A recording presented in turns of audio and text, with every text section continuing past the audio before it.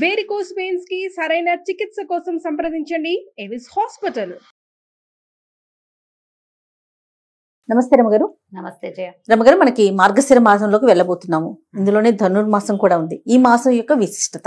కార్తీకం వెళ్ళంగానే మార్గశిర శుద్ధ పాడ్యమితోటి మార్గశీర్షం మొదలవుతుంది. పురుషోత్తమ మాసంగా చెప్పబడుతుంది ఇది మార్గశిరం. భగవంతుడైన శ్రీకృష్ణుడు భగవద్గీతలో చెప్పాడు, మాసానం మార్గశీర్షోహం అని. నేను మార్గశీర్షాన్ని మాసాలలో అత్యద్భుతమైన మాసం, పురుషోత్తమ మాసం అని చెప్తారు. ఇది పురుషోత్తమ మాసంగా ఎందుకు చెప్పబడింది అని చెప్పుకోవాలి. మొదట దీంట్లో ఈ మొదటి రోజునే పోలిపాడ్యమితో పూజ చేసుకుంటాం మనం. అవును, పోలిపాడ్యం అంటే ఆ రోజున పోలాలు అమావాస్య, మన పోలమ్మ అనే అమ్మాయి స్వర్గారోహణ చెందటం, విష్ణు సాయుధ్యాన్ని పొందిన కథని చెప్తాం. తర్వాత ఒక వారం రోజులు, 6 రోజులు, 10 రోజులు కూడా గడిచాక 15-16 తారీఖుల్లో మనకి ధను సంక్రమణం చెందుతుంది. సాధారణంగా మనకు లెక్కలు, మన నెలలు ఎలా మారుతాయి? చంద్రకళలతోటి నెలలు మారుతాయి మనకి. చాంద్రమానం ప్రకారం సౌరమానం కూడా మనం చేస్తాం ఒకటి, కానీ ఆ సౌరమానం లెక్క ప్రతిరోజు ప్రతి నెల మనకు ఉండదు.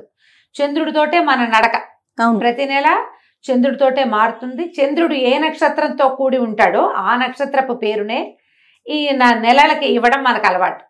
చిత్తా నక్షత్రంతో కలిసినప్పుడు చైత్రము, చైత్రం తర్వాత విశాఖ నక్షత్రంతో కలిసినప్పుడు వైశాఖము, జ్యేష్ఠతో కలిసినప్పుడు జ్యేష్ఠ మాసము. ఇట్లా లైన్. ఈ పూర్వాషాఢ ఉత్తరాషాఢ ఉన్నాయి కదా, పూర్వాషాఢతో కలిసినప్పుడు ఆషాఢ మాసం, తర్వాత శ్రవణంతో కలిసినప్పుడు శ్రావణము. ఇట్లా అయితే ఇలా వెళ్ళినప్పుడు ఈ లెక్కల్లో మనం మాసాలని అనుసరిస్తూ శ్రావణము, భాద్రపదము, ఆశ్వీజ, కార్తీక మాసాలు జరుపుకున్నాం. కార్తీకంలో ఆ విశేషమైన విష్ణు సేవ, శివ కైంకర్యాలు జరుపుకున్నాం. శివ ప్రీత్యర్థమే ఎన్నో దీపాలు పెట్టాం. ఇక్కడి నుంచి తీవ్రమైన చలి మొదలయ్యే కాలంలోకి వస్తున్నాం మనం. ఇది నా మార్గశిరంతో మొదలవుతుంది. అయితే ఈ మార్గశిరంలో ఒక 15 రోజులు గడిచాక ఇంచుమించు పౌర్ణమికి అటు ఇటుగా సూర్య సంక్రమణం చెందుతాడు. సూర్యుడు ఇప్పుడు చంద్రుడు ఏం చేస్తాడు? ఆయన కళలు పెరిగినప్పుడు తిథులు పెరిగి, కళలు తగ్గినప్పుడు మళ్ళీ తిథులు తగ్గి అదే పేర్లతోటి వస్తాయి. ఎట్లా? పాడ్యమి, విద్యా, తదియా, చవితి, పంచమి, షష్ఠి, సప్తమి, అష్టమి, నవమి, దశమి, ఏకాదశి, ద్వాదశి, త్రయోదశి, చతుర్దశి, పౌర్ణమి. మళ్ళీ అక్కడి నుంచి పాడ్యమి, కృష్ణపాడ్యమి అనమాట. శుక్లమాస పక్షము, కృష్ణపక్షం. అయితే ఈ నడకలోనే సూర్యచంద్రులు, భూమి ముగ్గురు నడుస్తారు కదా. ఈ నడకల్లో సూర్యుడి నడక ఇంకొకటి ఉన్నది. సూర్యుడు ఎట్లా నడుస్తాడు? ఈయన చంద్రుడేమో తిథులు మారుతూ ఉంటాడు, ఈయనేమో రాసుల్లోకి మారుతాడు. మనకి 12 రాసులు ఉన్నాయి కదా, 12 రాసుల్లోకి ఒక్కొక్క రాశి నుంచి ఒక్కొక్క దాంట్లోకి మారుతూ ఉంటాడు. ఈ సూర్యుడు మారే క్రమాన్ని సంక్రమణం అంటారు. సంక్రాంతి, రవి సంక్రాంతి అని చెప్తారు. ఇది నెల మధ్యలో వస్తుంది. పౌర్ణమికి అటు ఇటుగా డేట్ల ప్రకారం అయితే ఖచ్చితంగా 15-16 తారీఖుల్లో ఉంటుంది. 14, 15, 16 అంతే. ఈ 3 డేట్లలోనే పైకి కిందకి అవుతుంది, కానీ ఇంచుమించుగా 15వ తేదీలాగానే మనకు కనిపిస్తుంది. ఈ సంక్రమణం చెందేటప్పుడు కూడా మనకి ఈ సంక్రమణాలను బట్టే మనకి ధాన్యాలు విత్తటము, విత్తనాలు పెట్టుకోవటము, ఆకుమడ్లు పేర్చుకోవటము, తర్వాత వాటిని కొట్టటము, ఇవన్నీ కూడా రవి సంక్రాంతులతోటి ఆ నియామకంలో నడుస్తూ ఉంటాయి. ఓకే. ఈ సంక్రమణం, ప్రతి సంక్రమణము చాలా విశేషమైంది. తులా సంక్రమణంలో ఉన్నప్పుడు కార్తీకం నడుస్తుంది, ఇది నడుస్తూ ఉంటుంది. ఇంకో సంక్రమణం కూడా అయ్యాక ఇప్పుడు ధను సంక్రమణం అంటారు దీన్ని. ధనురాశిలోకి మారతాడు సూర్యుడు. దాని తర్వాత ఏమిటి? దాని తర్వాత వచ్చే సంక్రమణము మకర సంక్రమణం. మనం సంక్రాంతి పండగ చేసుకుంటాం. ప్రతి సంక్రాంతి, ప్రతి రవి సంక్రాంతి కూడా పర్వదినమే. ఈ పర్వదినాల్లో ఏం చేస్తారు? అందరూ చెయ్యరు వాటిని, కానీ సంక్రాంతుల్లో పెద్దలకి మనం నీరు వదలటం అనేది, తర్పణాలు విడవటం అనేది ఒక పురాతనమైన పద్ధతి. ఇప్పుడు మనం ఏం చేస్తాము? ఏవో తద్దినాలని వాళ్ళ తిథి వచ్చిన రోజున, తర్వాత ఏమో సంక్రాంతి నాడు పెద్దలకు పెట్టుకుంటామని సంక్రాంతి నాడు పెడతారు. మహాలయ పక్షంలో పెడతారు. మహాలయ అమావాస్యకి తద్దినం పెడతారు కదా, తర్పణాలు విడుస్తారు, ఇంతే చేస్తారు. సంక్రమణాల్లో తర్పణం విడవటం అనేది ఒక విశేషమైన క్రియగా, పురాతనమైన పద్ధతిగా చెప్తారు. ఈ మొత్తం 12 సంక్రాంతుల్లో అత్యంత విశిష్టమైనది మకర సంక్రాంతి. ఎందుకంటే మనకు అప్పటికి సూర్యుడు నడక మార్చుకునే లక్షణం కూడా వస్తుంది అప్పటికి. ఓకే.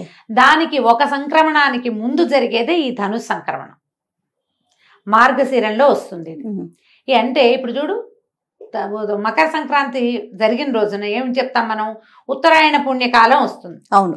దేవతలు లేస్తారు, మెలకు వస్తుంది వాళ్ళకి. దేవతల మెలకుకి ఒక నెల రోజుల ముందంటే మన మెలకుకి ముందు ఏముంటుంది, తెల్లవారుజాము ఉంటుంది.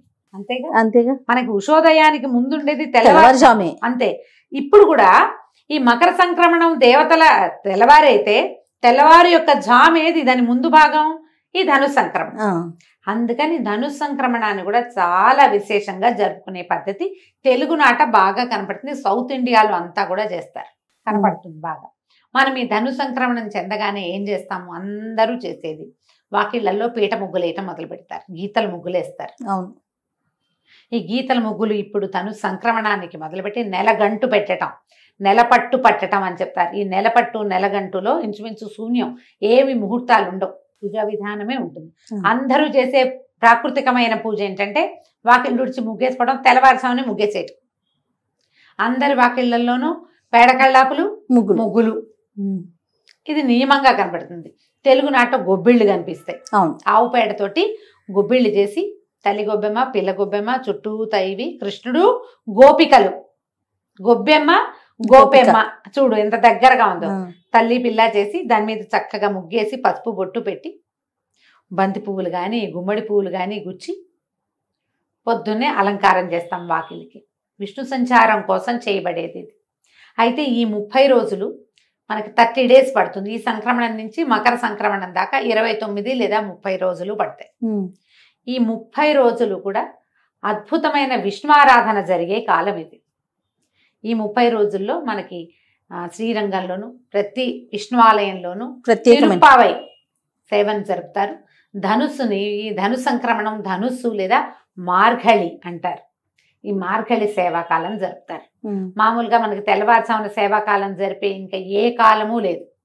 కార్తీకంలో మనం ఏం చేసాం, మనమే స్నానం చేసి దీపం పెట్టుకుని పూజ మెల్లిగా చేసుకోవచ్చు, తెల్లారుజామునే చేయాలన్న నియమం లేదు. కానీ ఇప్పుడు మాత్రం విష్ణు పూజ తెల్లవారుజామునే చేస్తారు. ఈ విష్ణు చిత్తుల యొక్క కుమార్తె అయిన గోదాదేవి పాడిన 30 పాసురాలని రోజుకొక పాసురాన్ని పాడుతూ రంగనాథ స్వామికి మేల్కొల్పులు చెప్తూ, విష్ణుమూర్తికి మేల్కొల్పులు చెప్తూ ఆయన్ని లేవదీసి సకలోపచారాలు చేసి పూజిస్తారు. ఇది సార్వజనీనంగా అందరూ చేసుకునేది కాదు. సార్వజనీనమైనది ఏంటంటే వాకిలు శుభ్రంగా ఉంచి ముగ్గులేయటమే. ఎందుకంటే మకర సంక్రమణానికి మరుసటి రోజున వచ్చే కనుమ నాడు బలిచక్రవర్తి భూమి మీదకి వస్తాడు. ఆయన స్వాగత సత్కారాల కోసం మొదటి మెట్టుగా నెల రోజుల ముందే మనం ఈ ముగ్గులు మొదలు పెడతాం. బలి రావడానికి బలిని భూమికి పట్టించినటువంటి మహానుభావుడైన సర్వవ్యాపకుడైన విష్ణువుని పూజిస్తాము ఈ నెల రోజులు. అవకాశం ఉన్న వాళ్ళు పూజించుకోవచ్చు. ఈజీ మెథడ్ ఏంటంటే దేవాలయానికి వెళ్ళడం, చక్కగా దద్దోజనమో చక్కెర పొంగలో ప్రసాదంగా తెచ్చుకోవటం. ఈ నెల రోజుల సేవా కాలము అన్ని విష్ణువాలయాల్లోనూ విశేషంగా జరుగుతుంది. శ్రీ వైష్ణవుల ఇళ్లలో కూడా చేసుకుంటారు. వైష్ణవ మఠాలు, పీఠాలు అన్ని చోట్ల కూడా విష్ణువారాధన క్రమం సాగుతుంది. పాసురాలు చెప్పుకుంటారు. ఈ గోదాదేవి కథ విశేషంగా మనం వింటాం. ఈ నెల రోజుల్లో తిరుమలలో కూడా స్వామివారికి సుప్రభాత సేవలో సుప్రభాతం బదులు తిరుప్పావైనే వినిపిస్తారు. తిరుప్పావైతోటే స్వామిని నిద్రలేపుతారు. అది విశేషంగా కనపడుతుంది. మనం ఇవన్నీ ఏం చేయలేం. తిరుప్పావై ద్రవిడ భాషలో ఉంటుంది, మనకి రాదు, అర్థం కాదు. పొద్దున లేచి వాకిట్లో ముగ్గేసుకోగలం కదా, అంతేగా. ఆ వాకిట్లో ముగ్గేయడానికి మీరు స్నానం చేయక్కర్లా, స్నానం చెప్పలా. సాధారణ జీవులకి స్నానం చెప్పలేదు.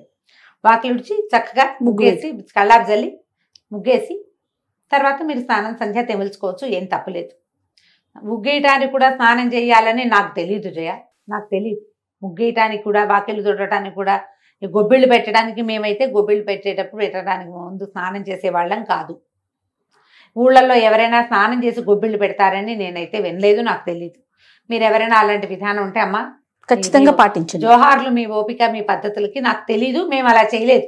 ఎన్నేళ్ళో పెట్టాను జయ గొబ్బిళ్ళు నేను. మాకు అవకాశం ఉంది, పల్లెటూరు కదా, గొడ్లు ఉన్నాయి, ఆవులు ఉన్నాయి మాకు. చక్క పాలేళ్ళు ఆవు పెడ తీసి పెట్టేవాళ్ళు, పొద్దున్నే లేచేసేవాళ్ళు. ఎందుకు ఈ కాలం ఇంత ప్రత్యేకం అంటే ఇవి మనకైతే పంటల కాలం. ఈ గొబ్బిళ్ళు పెడితే ఈ గంగిరెద్దుల వాళ్ళు రావటము, హరిదాసులు రావటము, పొద్దున్నే ఆ మంచుని చీల్చుకుంటూ వచ్చేవాళ్ళు. విపరీతమైన పొగ మంచు, తెల్లవారు డిసెంబర్ అనేసరికల్లా ఇంకేముంది, పొగ మంచే కదా. ఆ మంచులో ఆ చల్లదనానికి ఈ పని చేయటం మంచిది ఆరోగ్యానికి. బహుశా స్త్రీ ఆరోగ్యానికి మంచిదని ఇవి పెట్టారేమో అనుకుంటా నేనైతే.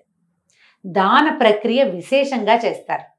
ఈ ఒడ్లు బియ్యము ఇల్లు చేరుతాయి అందరికి. ఒడ్లు మన వైపు అంతా వరే కదా, ఇల్లు చేరేసరికి అలా వచ్చిన వాళ్ళందరికీ తలా ఒక దోసెడు గుప్పెడు చొప్పున బియ్యము ఒడ్లో ఇచ్చేవాళ్ళం. గుమ్మడికాయలు కాసేవి గుమ్మళ్ళు ఇచ్చేవాళ్ళు బాగా. ఈ కాలం అంతా కూడా దాన ప్రక్రియకి చాలా మంచిది. మీరు ఆహార ధాన్యాలు ఏవైనా సరే, ఇప్పుడున్న కాలాన్ని బట్టి సిరిధాన్యాలు కూడా ఆహార ధాన్యం కిందే లెక్క కదా మనకి, అవైనా సరే దానం చేయండి. విశేషించి గుమ్మడి పళ్ళు అవి కూడా చాలా మంచివి. తర్వాత ముందుకి పళ్ళు దానం చేయటం, ఖర్జూర పళ్ళు, రేగు పళ్ళు అలాంటివి దానం చేయటం చాలా మంచిది. ఇవన్నీ ఆరోగ్యానికి మంచిది, ఇహపరాలకి ఉపయోగపడేవేనమ్మా మన పండుగలన్నీ. అయితే ఈ పర్వదినాలుగా చెప్పబడేటువంటి ఈ ధను సంక్రమణ దినాలన్నీ కూడా కుదిరితే ఏదైనా ఒక విష్ణువాలయాన్ని దర్శనం చేయండి. ఏ శ్రీరంగమో రంగనాథ స్వామిని చూడగలిగే అవకాశం లభిస్తే మహత్తరం జన్మ ధన్యం అయిపోయినట్టే. అవకాశం కుదిరితే అన్ని చోట్ల జనం బాగా పుష్కలంగా ఉంటారు.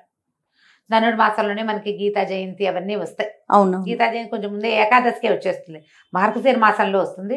అయితే ఇప్పుడు ధను సంక్రమణ మనకి మార్గశిరంలో వస్తుంది. మార్గశిరంలో ఇంకా విశేషంగా చేయవలసినవి ఏంటంటే ఈ పాడ్యం చేసాం, పోలి పాడ్యమి, సుబ్బారాయ షష్ఠి ఒకటి చేసుకుంటాం. అవును, ఎవరైతే నాగుల చవితి నాడు పాలు పోయలేదో వాళ్ళు సుబ్బారాయ షష్ఠికి పాలు పోసుకోవచ్చు.